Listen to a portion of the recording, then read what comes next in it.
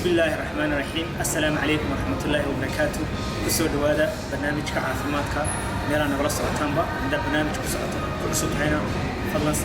سيشا جري سبسكرايب جرينا لايك تنسار ما أنتوا كهذلنا تلالك كوفيد 19 كمعابقة كورونا تلال كيسة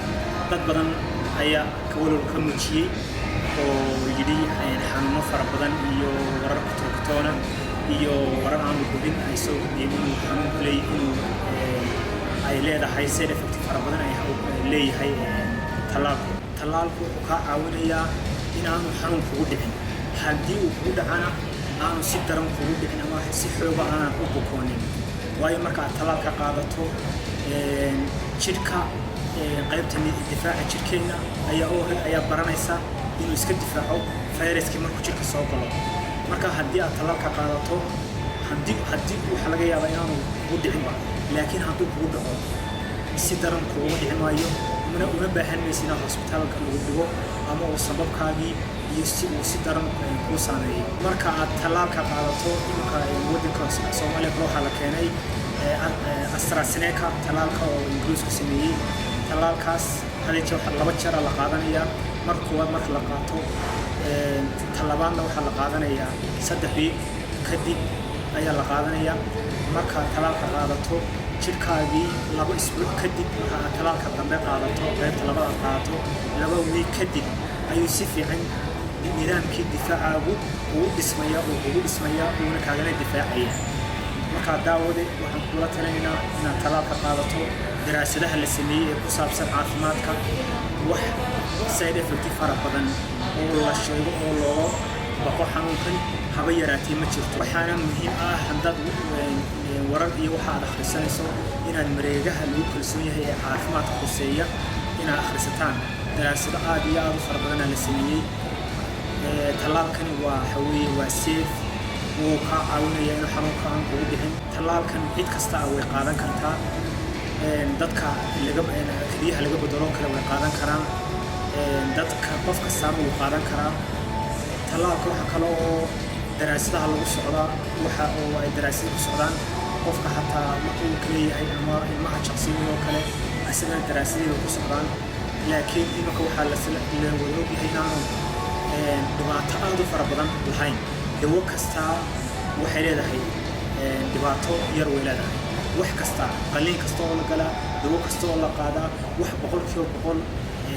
safe ahi ma jiro laakiin waxa la isbaro dhigaa faa'iidadiisa iyo faa'iido darradiisa xanuunka talaalkan wax faa'iido looga cararo oo looga baqa haba yaraatee malaha talaalkan waxa loo sameeyay sidii hore lagu sameyn jiray talaaladii hore talaalaa jira lagu sameeyay teknolojiyada casriga ah talaalana waxa loo sameeyay sidii markii hore ee talaalada loo sameeyay jiray marka talaalka qof uu qaato hadii jeer marka irbada qof uu diro waxyaabaha xanuun yar uu iska jira ama madax xanuun ama halkii irbada lagu galay xanuunta xasaato kale waxyaabo yar oo aan wax weyn ahayn talaal kastaan waxyaabahaas kale uu leeyahay ama xumad yar uu leeyahay marka waxa muhiim ah qof walba inuu talaalka qaato kana faa'iideysto waana wax cusub oo daraasada xanuun cusub oo la baarayo maalinba ka dambaysa waxba la ogaanayo maalin ka dambaysa daraasad cusub soo baxaysa waxaana muhiim ah inaad dhageysataan wasaaradda caafimaadka iyo marka wararka ay soo gudbinayaan iyo khataradiina aad dhageysataan iyagana aad tixraac iyo wararka ay soo gudbiyaan ka qaadataan su'aalaha jeer isweydiinaya talaalkan haddii aan qaato isaga laftiisa talaaq laftiisa xanuun ka qaadi karaya maya qofka xanuun ma qaadi karayo talaaq laftiisa xanuun ma qaadi karaysa qofka saan uu qaadan kara qof macaan uu qaadan kara qof xanuun uu qaadan kara qof kaliya laga saaray uu qaadan kara daraasaduhu way socdaan maalin ka dambaysa waxaan ugu cusub laakiin maalin ka dambaysa wax cusub inuu gaarina oo baaritaan cusub soo baxaya oo inta daraasadaha lagu wada si aad u ilaaliso fadlan afkaaga xidho gacmahana si fiican iska nadiifi si aad u ilaaliso naftaada aad u ilaaliso qoyskaaga aad u ilaaliso asxaabtaadana aad u ilaaliso waxa muhiim ah inaad raacdaan talooyinka wasaaradda caafimaadka ee siisay waxyaabahaas oo dhan waxay caawinayaan in talaabooyinka la raaco dadka waaweyn ee xanuunka u nugul dadka yaryar iyo dadka waaweyn aad u kala duwan yihiin dadka waaweyn aad ugu nugul yihiin xanuunka marka tallaabooyinkaas oo dhan in la raaco tallaabada wasaaradda caafimaadka la raaco aad iyo aad muhiim ugu tahay daawadayaal nala socda wixii aad su'aal haysaan oo fariinta hoosaan ugu reebi karaysaan mar kastana way soo update gareynaa daraasad cusub oo kasoo soo baxda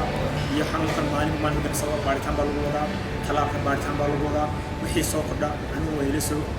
ila soo sheer gareynaa haddii ilaahay qadaro aad iyo aad baan ii salaaminaa assalaamu calaykum waraxmatullaahi wabarakaatu maalinta idin fiicnaa